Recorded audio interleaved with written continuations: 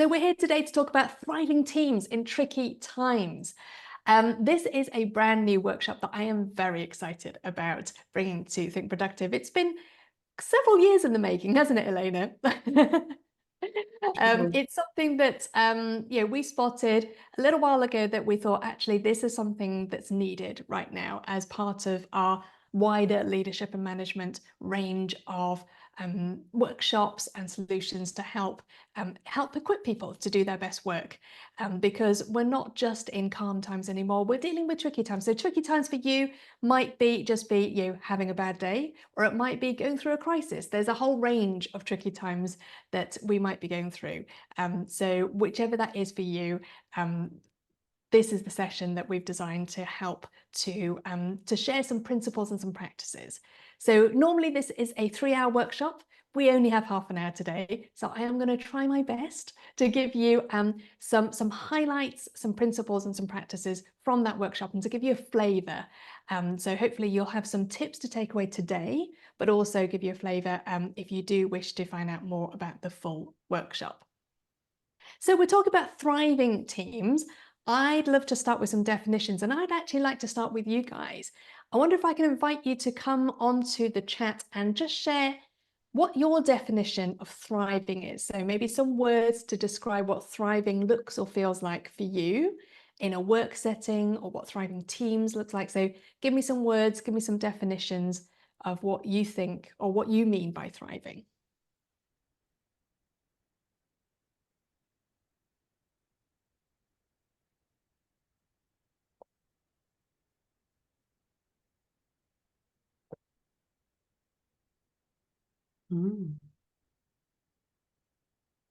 Well, Helena, what kind of things are coming up? Yeah, let's. I liked. Oh God, it's moving so quickly. Vicky Glenn says happy and productive in a targeted way. Interesting. There's a lot of happy and productive, healthy, high trust, high autonomy from Jamie. Nice. Resilient, enthusiastic, self-motivated, and productive groups of people. Collaborative, engaged, good communication. Alethea says, a thriving team is a team that makes me happy to work with, independently of the topic and workload. Interesting. Okay. So, dictionary definition says, thriving is to prosper, grow, develop, flourish strongly and vigorously. So it's not just like a little bit. There's a sense of like vitality, a sense of energy, and that kind of idea of like that plant is bursting through that ground and growing.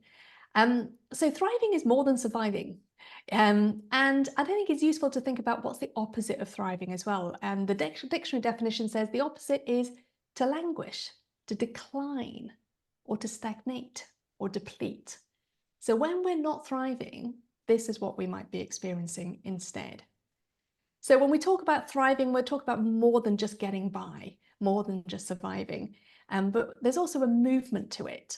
And Harvard Business Review defines thriving as the psychological state in which people experience a sense of both vitality and learning. So it's not just about a great experience. It's also, there's a sense of learning, a development and a growth to it. And I think I spotted earlier, Cindy had mentioned learning in the chat as well. So there's that sense of movement and direction to it. And when we talk about thriving at work, we're really talking about thriving in 3 different areas. So as individuals, are we thriving? But also as a team, together, how we're thriving. And when we're doing both of those, it translates into our performance as well. So are we delivering a thriving performance, whatever that looks like in your world of work? And we believe that the 3 are interconnected. So when we thrive as individuals and as teams, our performance will naturally thrive. But if our performance looks like it's doing great, but our people or our teams are not, chances are that's not going to last. So maybe it's not actually thriving. Again, in the Harvard Business Review, a study done by Christine Porath across a range of industries found that people who experience a taste of thriving tend to be healthier, so it's good for individuals, tend to be more resilient, but also more able to focus on their work.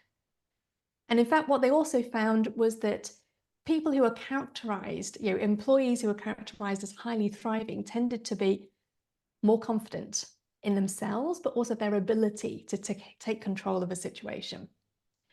Less likely to experience burnout compared to their peers, and also less likely to have their performance impacted after something unpleasant happening. So they're less, it almost acts like a buffer from negativity, from stress, and from distractions. They're less likely to be dragged into self-doubt or distraction after a negative incident. So it sounds like thriving might be a good thing to try and achieve for us in our teams and in our work. But it also matters, particularly now, because of the kind of world that we work in.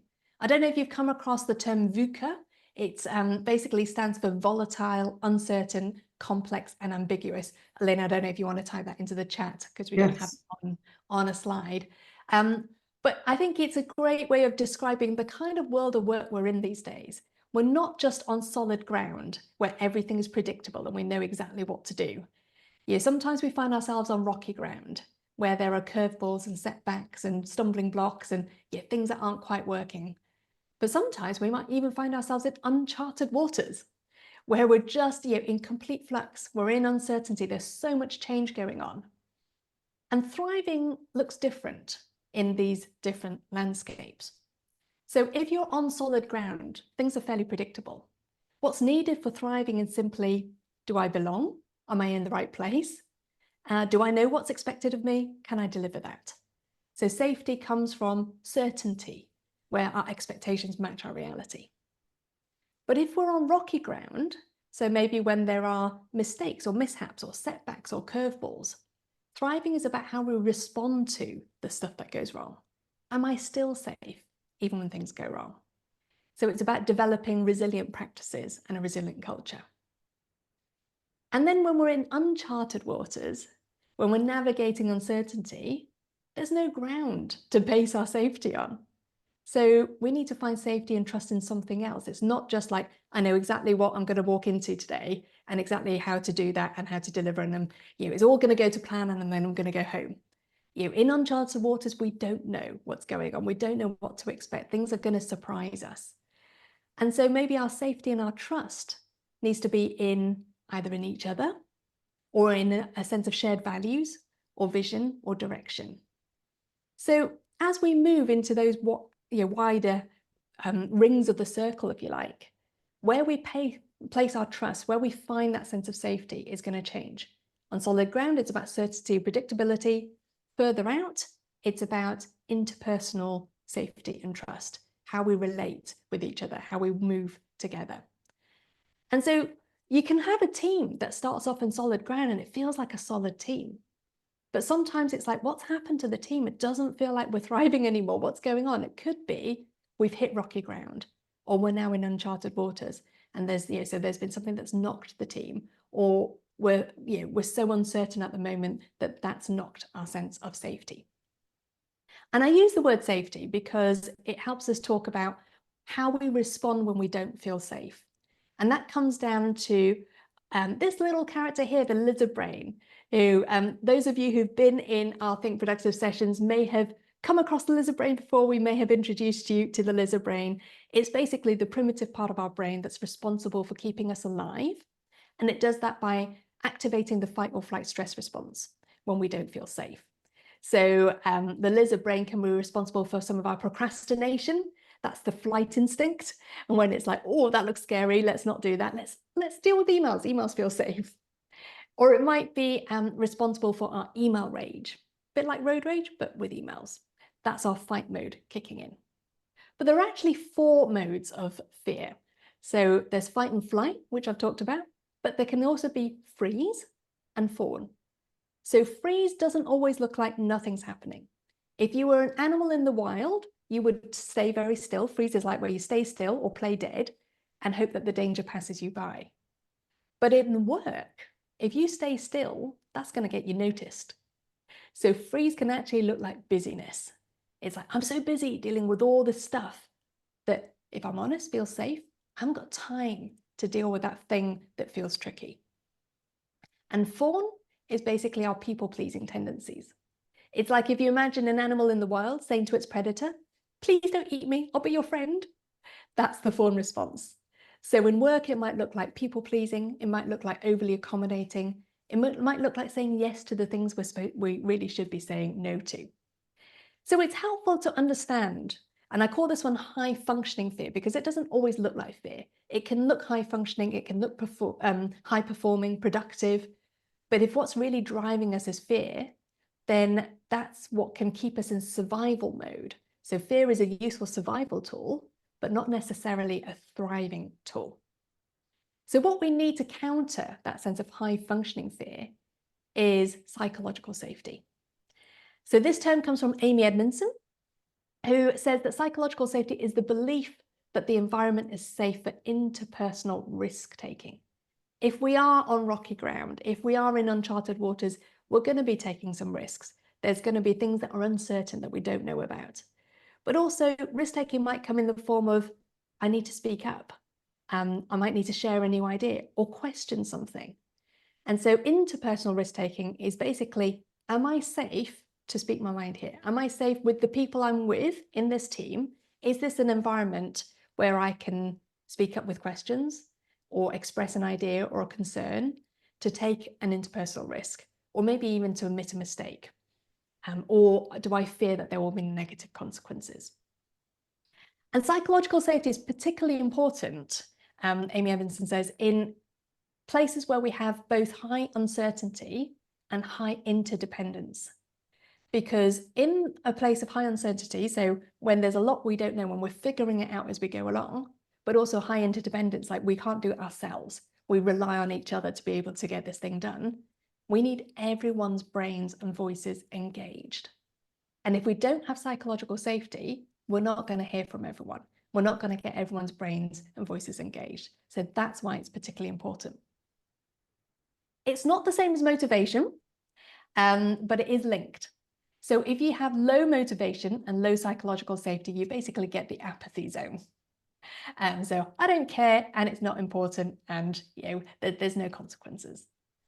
If you have high motivation but low psychological safety, that's when we get into the fear zone or the anxiety zone. It's like, this really matters, but I don't feel safe. If, on the other hand, you have high psychological safety but low motivation, that's kind of our comfort zone. So that's more the case that, it's fine, it's probably a nice place to be, maybe we all get along, but we're not growing, we're not challenging. So actually, when we have high motivation and high psychological safety, that's when we get into that high performance zone. So what we want to do is to be able to cultivate and create an environment where we're, as individuals and as a team, able to get to that high performance zone more often. And I call this one cultivating because I don't think it's a once and done thing. It's more about tending to different elements and seeing that as a regular practice.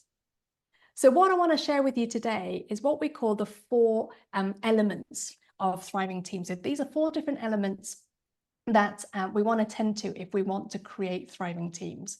And this is what we dive into much deeper, much more practical in the full workshop. I want to just give you a taste of what those 4 elements are, so you can maybe start to do a little bit of an audit of how it feels in your team. Which are the elements that you feel like need a little bit of work and need a little bit of cultivating, and which are the elements that you're already strong on and you can just carry on reinforcing. So the first element is clarity. And this is why clarity is important. Greg McKeown says, when people are clear, they know where to direct their efforts. But when things are vague, people begin to grapple with how to look good to justify their efforts rather than do the right things, because they don't really know what those right things are. And I remember when I first came across this quote, and I was like, oh my goodness. Mm-hmm. Yeah, that's so, it resonates. It really does resonate. And of course, like, we work in productivity. So this really, clarity so affects productivity, doesn't it? And I think it's really natural to go into that grappling with how to look good. So some people refer to this as impression management. or almost like as a second job. It's not in your job description, but it's something that we all have to do to a certain extent, because we're human beings and we're working with other human beings. So to one extent or another, we care about what other people think of us. And the key thing here is that clarity. So when we're really clear about what good looks like, then that's the optimal situation, because I know what a good job looks like. And when I do it, it makes me look good. Brilliant. But when we're not clear, we then start to grapple with, well, how do I at least look like I'm doing the right things? And sometimes that second job takes over, and we redirect all our energy and effort into managing what other people think of us and away from the work that we actually need to do. Another way of putting this, Brené Brown says, clear is kind, unclear is unkind. And we actually share this a lot in our We Need to Talk workshop, where we talk about feedback. That actually when we have clear feedback, that is kind. If we have unclear feedback, if it's vague, that's unkind. So how do we create clarity within a situation where we might be in uncertainty? We might be navigating those uncertain terrains where we don't know everything that's going to happen. So if we're on familiar territory, I like to think of this as the difference between a sat-nav and a compass. If you're on familiar ground, a sat-nav is great. You plug in the directions, you plug in the destination, and it gives you directions. Turn left, turn right, go around the corner here. You have clear instructions. And so if work is a familiar solid ground, it's very easy if you're the leader to go, right, here's what I want you to do. Do this, do this, do this. But if we're in an uncertain world where we don't have all the answers, then actually a sat-nav is pretty useless because there's no map. So we need a compass instead, something that helps to guide our sense of direction and our sense of decision making. So what might that look like? It might look like having a shared sense of purpose. Like, what's our vision here? What is it we're trying to achieve?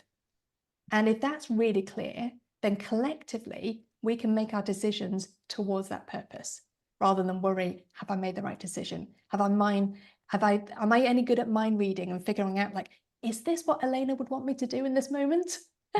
So, if we've got that clear vision, we can all make decisions towards it. And we talk about this in our Delegate Like a Productivity Ninja workshop, don't we, Elena, about creating an organization of thinkers.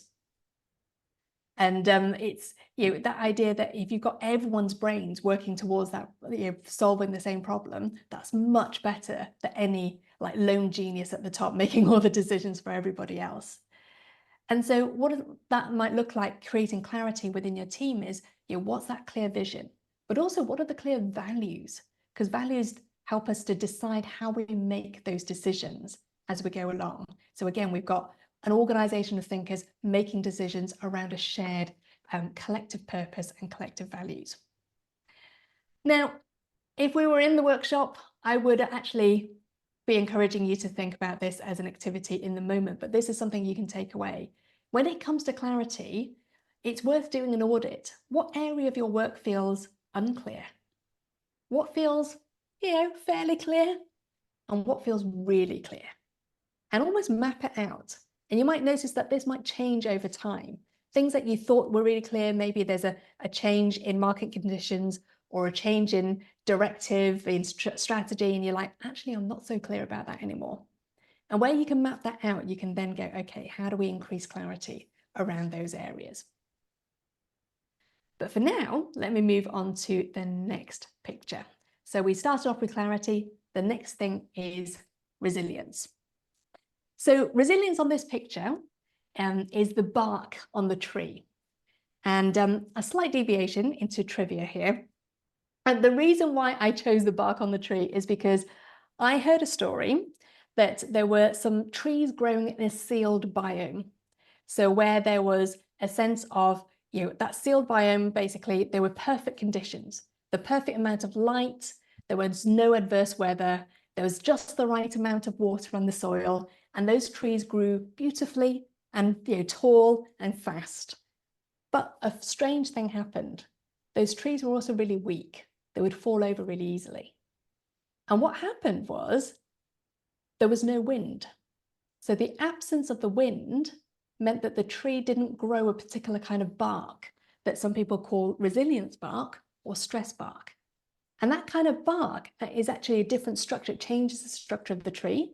It makes the tree more sort of pliable and flexible. It can bend with the wind, and it doesn't fall over. So it actually makes it stronger. But if you don't have wind, you don't have that bark. And so what we find is that resilience is about how we respond to when things go wrong. So when we get that sense of failure, setbacks, mistakes, for example, how do we respond? And how we respond to mistakes is how we build resilience. So here's where I'd love to just ask you very quickly, how do you guys feel about making mistakes? Do you feel it's a sense of danger? Like, mistakes are not tolerated here? Is it a sense of silent but deadly? So nobody gets shouted at, but we feel there'll be consequences. Is it more like a road bump? So it's a bit awkward, but generally we're okay with it. We expect it. It's all right. It's part of being human. Or do you feel completely safe? Like learning and growing from mistakes is openly embraced and maybe even celebrated within your team. So we don't have a poll set up, but I'd love to just poll this in the chat. So if you're able to just share, like, how do you feel? Is it danger zone, silent but deadly, road bump, completely safe, or something else? So what are your feelings about mistakes?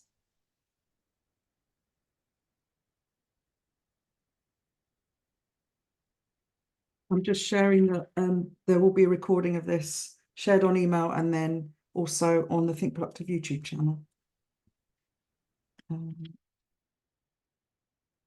So we've got a few people saying road bump, some Sarah Lewis saying safe, silent but deadly, someone is noting the error somewhere and it will reflect on me. Ooh. Dennis says it's okay to make mistakes at Mad for as it embraces future growth. Great. Completely safe. I'm happy that I learned what not to do again. Absolutely. Yeah. Yeah. Brilliant. That's great. Joanne says, I personally feel safe due to my manager, but I know my company traditionally has an issue with mistake making.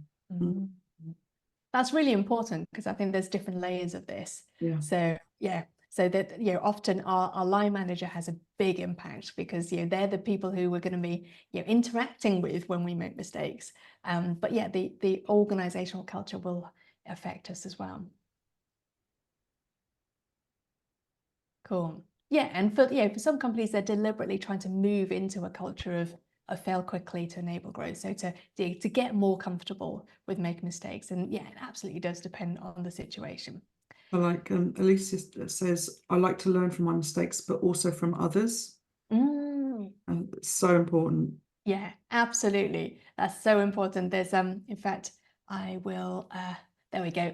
I'm going to jump forward into a quote that we have: learn from the mistakes of others because you can't live long enough to make them all yourself. So I think that's a great point there. So when it comes to making mistakes, Matthew Said, who wrote Black Box Thinking, has a great way of framing this. He says, basically, black box thinking is a willingness and a tenacity to investigate the lessons that often exist when we fail, but we very rarely exploit. So what we need to do is we need to create a system and a culture that enables us to exploit those lessons and to learn from mistakes rather than to be threatened by them. And when it comes to developing that sense of black box thinking, there's two sides to it. There's our mindset and then there's our practices. So the mindset basically frames our position, how we think about mistakes. And what we need to do is move from a mindset of fear to a mindset of curiosity, because fear will naturally get you moving away from that mistake. So fear says, danger, don't go there. This is danger zone, get away from this, get rid of this as quickly as possible. Curiosity is the opposite. It says, that's interesting. Let's take a closer look. So how might we switch from that sense of fear to curiosity? Some of it might be how we talk about mistakes, and some of it might be how we respond to mistakes. So this comes from how we set that tone and set that culture and how we talk about it, our conversations are often the things that build our culture. It's also about challenging our own mindset. So do I see this? Do I see a mistake as like a sign that I've gone wrong or a sign that I can learn? So there's an individual element to this, but there's also a cultural element to this mindset. And then to reinforce the mindset, we also need the practices to make looking at mistakes something that happens normally and regularly. So let's just share like one example of how we do that. Elena, can I ask you just to share like, how did My Latest Mistake come across, that hashtag My Latest Mistake? What is it? How did that happen? Yeah, I read the Black Box Thinking book a few years back, and yeah, absolutely love it. It's brilliant. And I also am a big fan of improv, where part of the kind of philosophy of improv is, getting comfortable with making mistakes, making a fool of yourself, and just kind of using it. Every mistake is used as an offer, and it's an opportunity. So I could see that at work it was really important to create that culture. So we've got a Slack. We've got a Slack that we use, I think, Productive, and I thought I'd create a channel called My Latest Mistake, where we could all openly share mistakes, own up, share it, and, maybe think about what you might do differently next time, or what you're going to investigate, or just to share it. And I was the first to share a mistake on there. I can't remember what it was now. Probably had quite a few since then. And, it's important to distinguish that we're not talking about negligence here, but it's, we're human. We make mistakes, and maybe there's a process that can be improved, or, to kind of, help with human error, and it starts a conversation, and then we get people jump on and support the sharing of the message of the mistake. Yeah absolutely. I love that it's a judgment-free zone, but it's also not a dismissive zone. So it's not like, oh, it's fine, let's just move on. It's okay, let's look at that, like what happened. And so I love that it becomes a constructive place, so we can meet each other as human beings, and then we can also go, oh, I wonder why that happened, and and mine the learning from it, as a safe space to do that. And the fact that you were the first to post on it as well, because you're for those of you that people who might not know, you're our MD, so you're the boss. So for you to post it first, I think is great role modeling, and it helps to set that tone that it's a safe place to disclose our mistakes. Yeah, definitely. Sue's in the chat said, if you don't make mistakes, you're not trying or growing. Yeah, exactly. We're not learning anything new if we're not making mistakes. Absolutely. And if we're able to talk about and share our mistakes, we're then able to learn from those, and collectively from each other as well. So the thing that helps with that as well is, we've got that clarity, we've got the resilience. It's trust. It's how we respond to each other when we make mistakes, or how we respond to each other, how we cultivate, how we communicate with each other. So on this picture here, the trust is pointing to the communication between the trees, and so that's the mycelium network.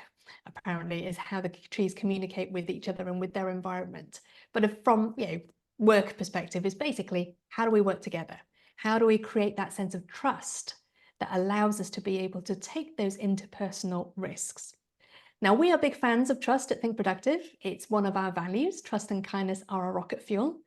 But there's also a huge business case for trust as well. So Paul Zak, who's looked into trust, found that high trust environments tend to have less stress, less burnout, fewer sick days, 106% more energy. That's a heck of a lot more energy, a lot more engagement, and a lot more productivity as well. And people's work-life satisfaction are higher. So there's a lot of reasons to develop that sense of trust, and psychological safety as well. For the purposes of this call, I'm going to use both interchangeably. There is a slight difference between the two. But essentially what we're doing here is, how do we create that environment where we are safe to offer up our ideas? So Adam Grant, the organizational psychologist, says, without psychological safety, we hide our mistakes, we withhold our ideas. And our aim is to prove ourselves and protect our own image. But when we do have psychological safety, people admit to errors and then voice their suggestions. They strive to improve themselves and protect the team. So our focus is completely different. And if we want a thriving team, we need to be able to have psychological safety. How do we do that? Well, practicing kindness is a good way of creating psychological safety. So our friend and colleague, our founder, Graham Walcott, he's got a new book coming out on the quiet power of kindness at work. And he makes the business case for kindness really, really well. So Elena can pop some details about that. That's coming out very soon. But one of the things that we do around that is stinky fish. Elena, can I did you come up with this? Graham and I were trying to figure out who came up with this. It came from me, but I didn't make it up. It was from a coach I had, Matthew Matheson, and he would talk about the stinky fish. So this is the kind of thing that you maybe you don't want to tackle, so you put it behind the sofa and it ends up stinking.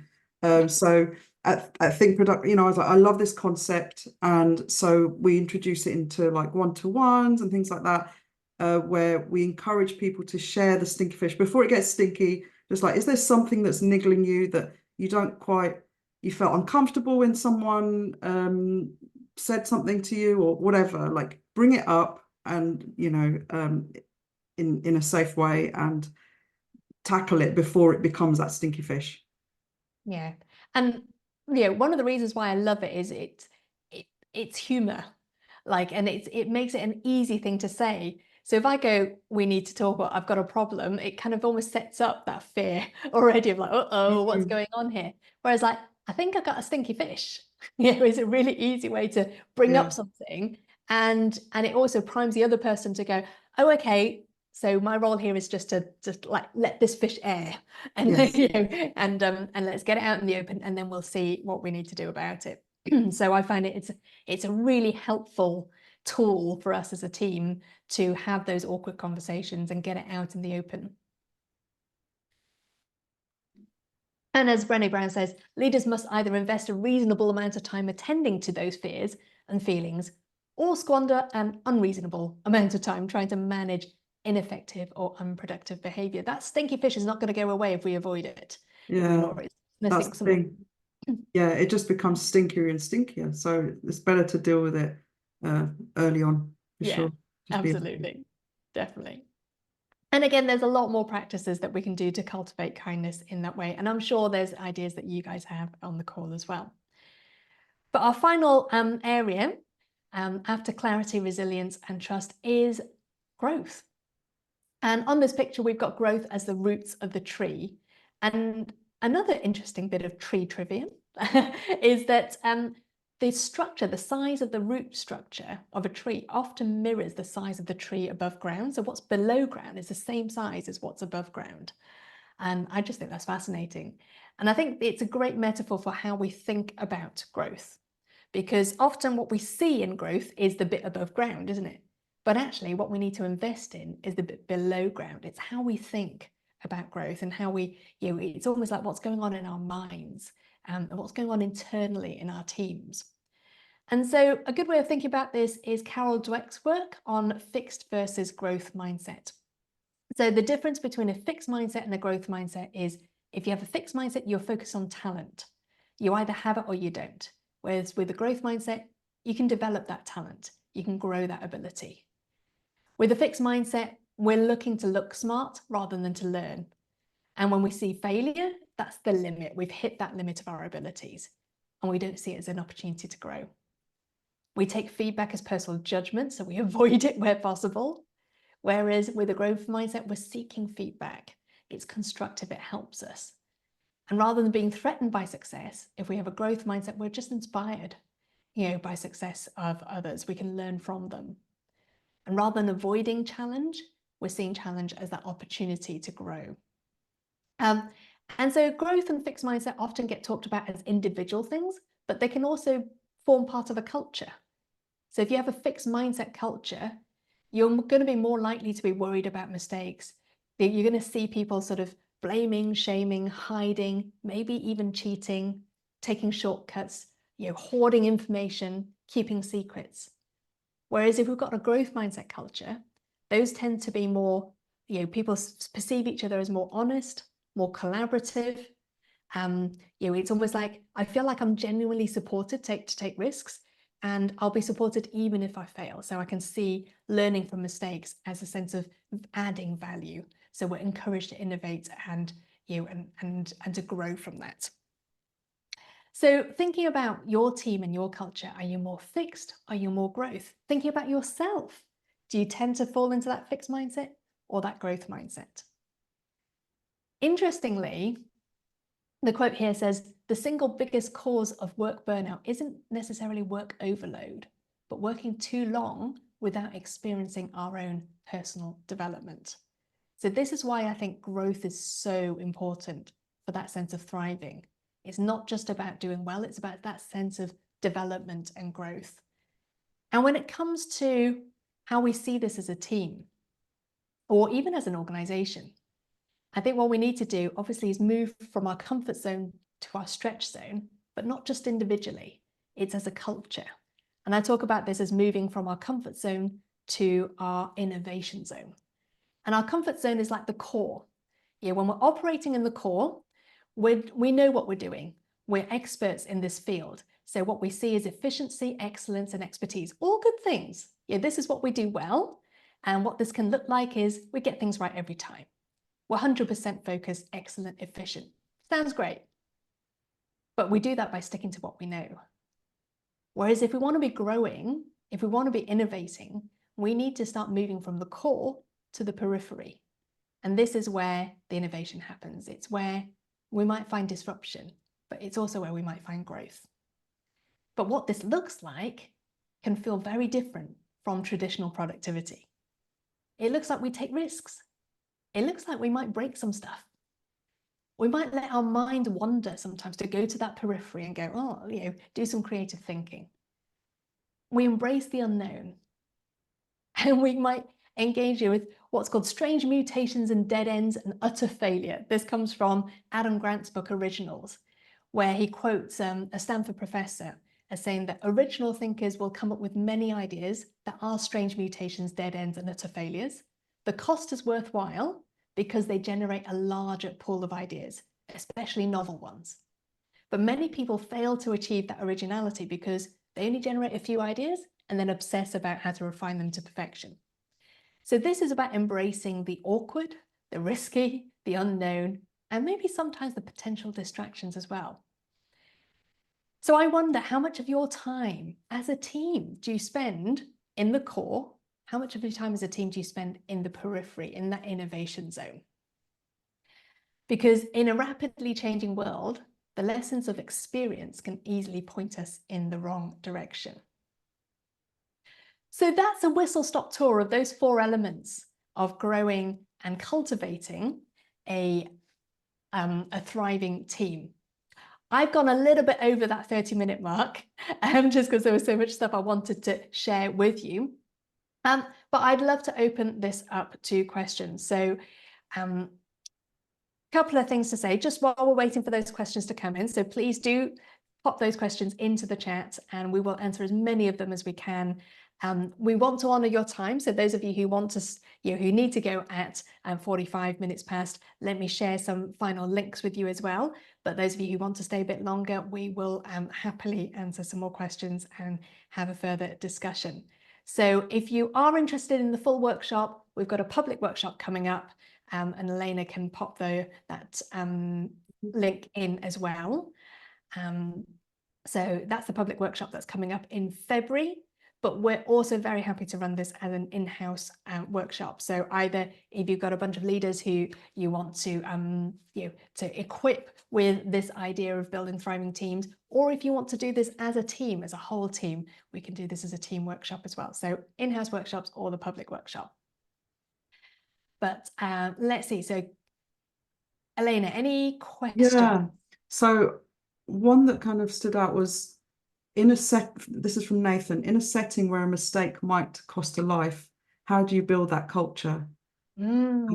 I remember from reading the Black Box Thinking, Matthew Syed's book, that he actually talks about this quite a lot. He talks about the airline industry and how, at least when he wrote the book, they had a culture of very much sharing mistakes. They've got a black box. When something goes wrong, they investigate what happens, and it's shared across all airlines. So the mistakes and the lessons are learned globally, and there's a real kind of community around that.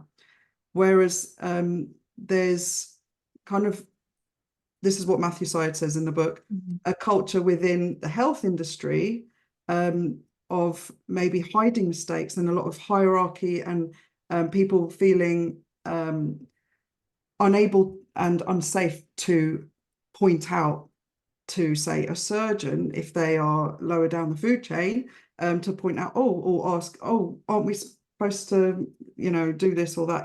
They might not feel comfortable doing that because there's a lot of hierarchy and respect, and that can actually be quite dangerous, and that there needs to be more black box thinking in those scenarios. And I think we've seen examples of this in the news over the last few years where people haven't spoken up because they've been they felt unable to, and then it's led to issues. There's Nafisa says she likes the holy cheese model in relation to that, whereas that the cost of a life is likely the result of multiple process issues coming together rather than the person who did the final action. I think that's quite a helpful way to look at it as well. Exactly. Yeah, and there's that difference between looking at it as like this is personal judgment versus this is the mistake. So one of the things that I love is like when we think about interrogating mistakes, interrogate the mistake, not the person.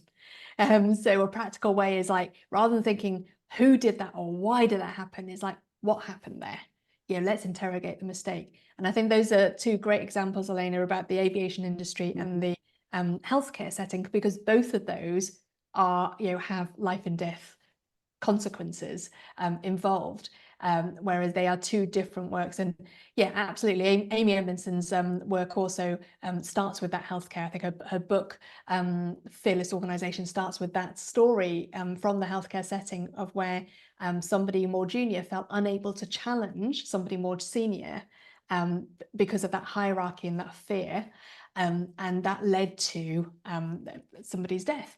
So it's, again, it comes back to both culture and practices. So culture is like, we need to start seeing mistakes differently. That mindset, we need to start seeing mistakes differently. And then practices, what are some of the practices we put in place to normalize and encourage those conversations where we're investigating mistakes? I'm just sharing your high functioning fear recording, Grace. Yeah. So Grace ran a Ninja Skills free webinar session on high functioning fear, just like this one. And it was recorded and it's on our YouTube channel. So I'll just share the link to that particular recording. But there's a whole playlist there for our Ninja Skills sessions. So you can, eat your heart out. There's tons of them on there. Yeah, absolutely. And I think the holy cheese thing as well, the process one, is really interesting, because I remember quite often when we share in that My Latest Mistake channel, whoever's sharing might feel really personally responsible. We've got a lovely team, and everyone has that sort of ownership that we feel really personally responsible when we get something wrong. But being able to put it out there in the open, it enables us as a team to go, hang on, is there a process thing here that is creating that environment where that mistake is more likely to happen? And then we can tackle that process. Yeah, and I think it helps people to, because there are team members who will beat themselves up about things.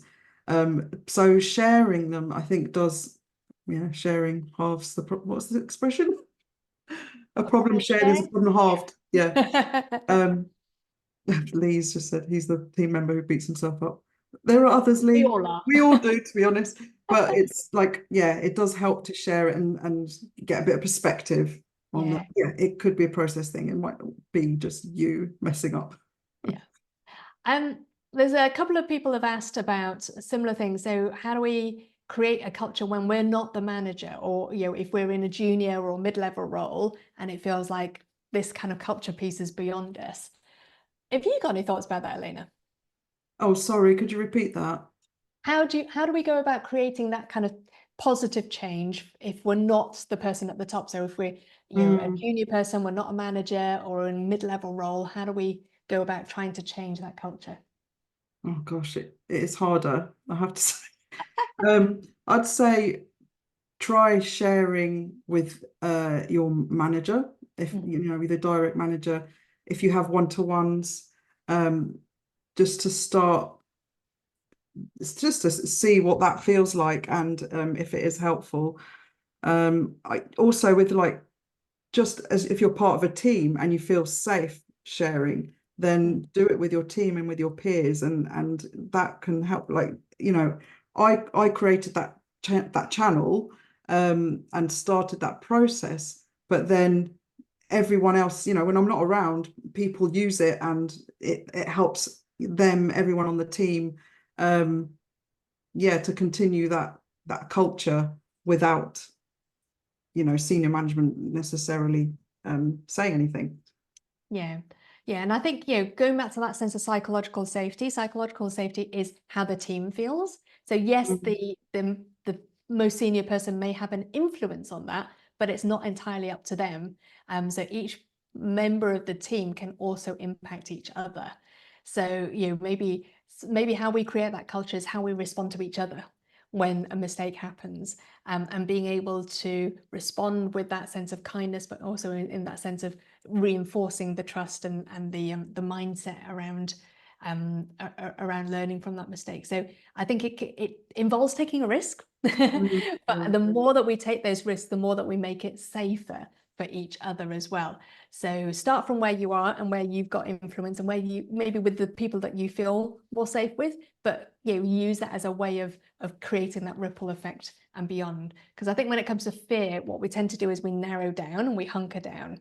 So the more that we can kind of open up those, and you know, moments to be vulnerable with each other, but also to meet each other in our vulnerabilities, the stronger we create that sense of psychological safety. Yeah, absolutely. And I think, you know, those opportunities come up in meetings, and, you know, where you can share if you don't understand something, or yeah, that if you're unclear. And I think there will probably be lots of other people thinking and feeling the same way, but they haven't had the guts to say it. So if you do sense that, like, follow your gut and ask that question, and it will slowly start to build that safety for everyone else. Yeah. Absolutely. Emma says, I'm really interested in how we change the appearing busy culture. For example, emails out of hours, missed deadlines due to other work, etc. Yeah, it's so fascinating.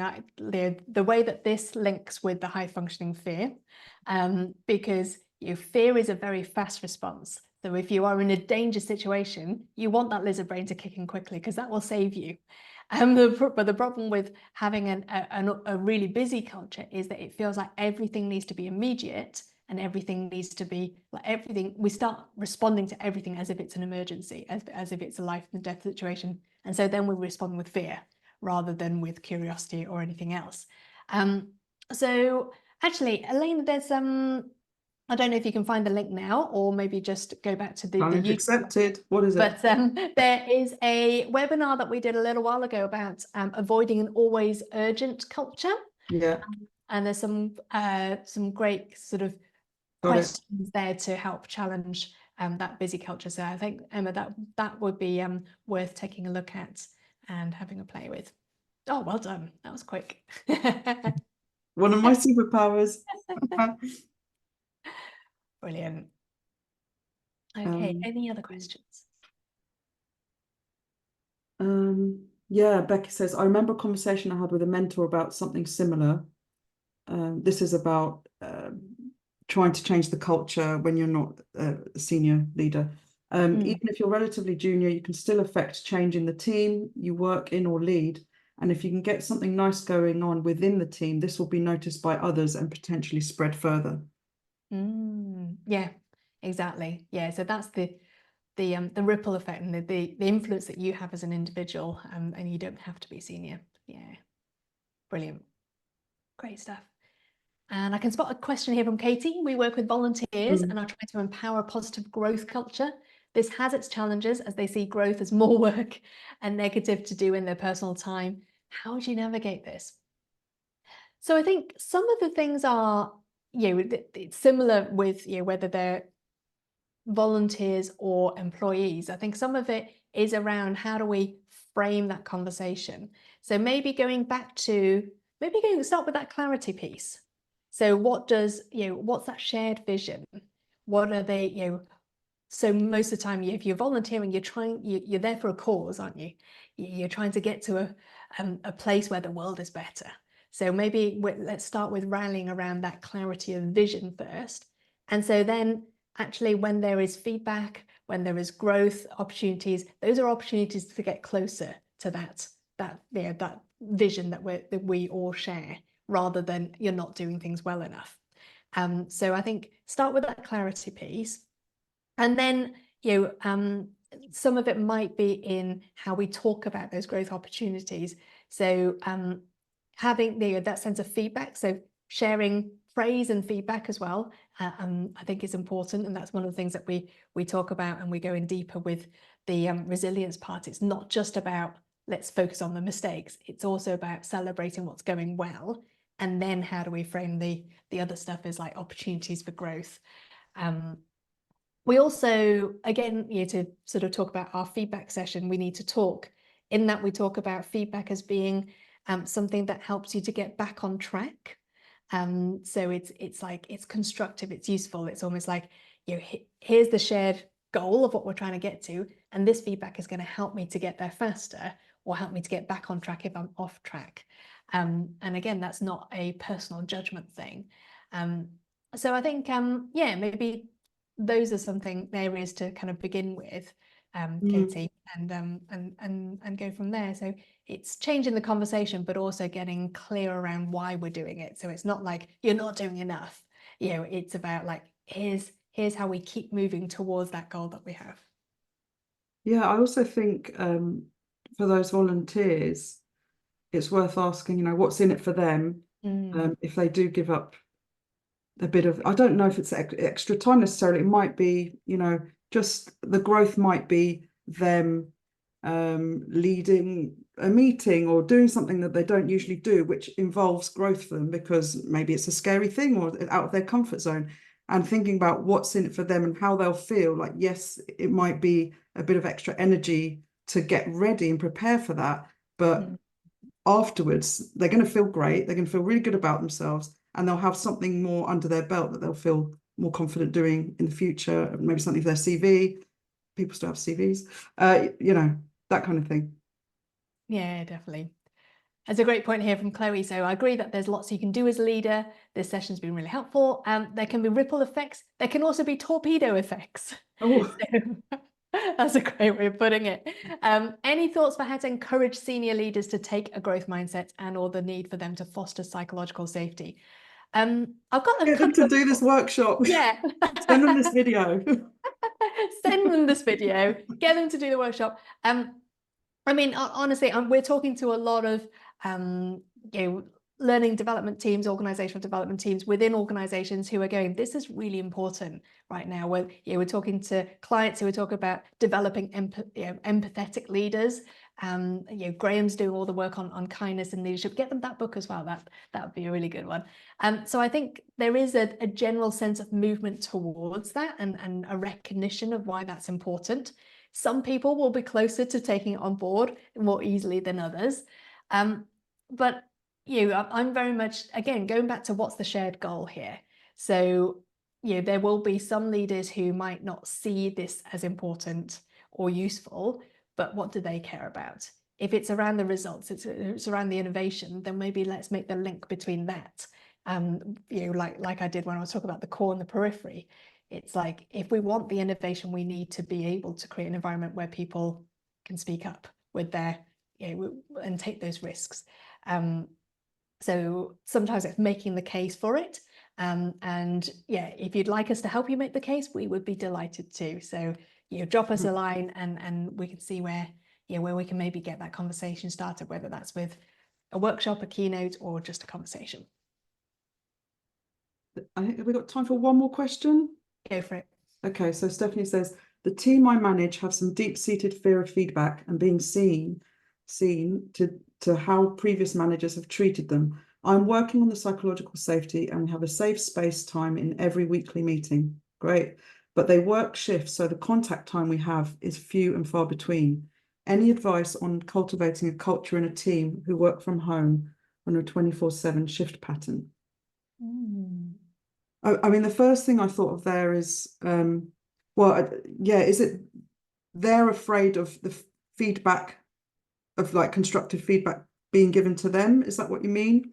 I think making feedback much more regular and a common thing within the team, and finding opportunities for it, even at the end of a meeting. How could we have done this meeting better? Like, what was good and what could we have done better? Like, just making a more common, regular thing to kind of take away that fear element. And one thing that I like to do on one-to-ones, on our 6 monthly performance and journey reviews, but also some other meetings I have, I'll say, what would you like me to stop, start, continue? And like, we'll try and give each other a stop, start, continue. So you're finding one thing to stop, like that would be helpful that that person stopped doing. And another one that you think they should start doing, and another thing that they should, to continue doing. So you're given a really lovely framework in which to give a bit of positive and a bit of like something that might be harder to feedback. And I think we just get into the kind of more of the habit of asking for feedback, from our colleagues, don't we? Like, Grace will, after this session, she'll go on Slack and say, who was there? Can you give me some feedback? And, can you give me a stop, start, continue? And it's just, it might be on a DM, not necessarily to the whole group, but, it's just something that it's a muscle that the more you use it, the more comfortable you are, and the more the value you see in it. Yeah, Giving and making receiving that feedback regular, I think is really important, and asking for feedback as well. So it's not just seen as a corrective measure. It's not just seen as a top-down thing. It's, the more that you ask for feedback and encourage feedback in all directions, it creates more of that culture where it's normal, for sure. And yes, I see Lee's also posted a couple of sessions when it comes to sort of leading hybrid teams and hybrid working. So when you have that kind of less of that contact time, some of the ways that you can create that sense of psychological safety and trust and well-being within the team, that can help as well. And I'd say definitely see it as progress rather than perfection. So see it as little steps. One of the exercises we talk about in the workshop is around building trust, and it's the image is a marble jar. Like, you build trust like one marble at a time. It's the same when it comes to reducing that defensiveness. It's like one little bit at a time. You're taking that wall away one brick at a time, and you will get there. Notice those moments of progress, but also reinforce and celebrate like the good things. So I know, like, with feedback, sometimes somebody in the team will go, oh no, that was great. And I'll be like, oh, I thought that was, I wasn't sure about that. Jess often does that with me. I'll be like, was it okay that I was that direct in that meeting? And Jess is like, no, that's brilliant. I loved it. I'm like, oh, okay, that's great. That kind of feedback can be helpful for increasing that psychological safety as well. Brilliant. I think we need to stop it there. We've just gone past the hour. Hope that's been really helpful, guys, and then I hope that started the conversation at least, and given you some pointers as to where you want to be focusing on in terms of developing that that sense of thriving in your team. We'd love to help you further, so if you'd like to join us on that public workshop, it would be great to see you there in February. Again, if you want to think about how do we bring this into in-house into our organization, let's start with a conversation. So drop me an email or use that QR code, get onto our website and fill in the contact form there. Let's have a conversation and see where we take it from there. Thanks for all the great questions as well, everyone. Yeah, absolutely. Really thought-provoking. And feel free to keep in touch. So we are both on LinkedIn. So I've been Grace Marshall and we have Elena Kerrigan. And thank you for joining us. We hope to see you again. See you at the next one. Okay, I'll just stop recording. Oh, it won't let me, so I'll let you do it. Oh, okay. Bye, everyone. Thank you. Hope we get some sunshine somewhere in the UK. Yes, absolutely. Yeah, Uh, send some over from Mallorca. Yeah, and Luxembourg maybe. I don't know what the weather was over there. Here we go. I can't find the recording button, so I'm just going to yeah, it's just ask when I press Oh, there record. we go. So, Here we yeah, go. there you go. You got it? Yeah.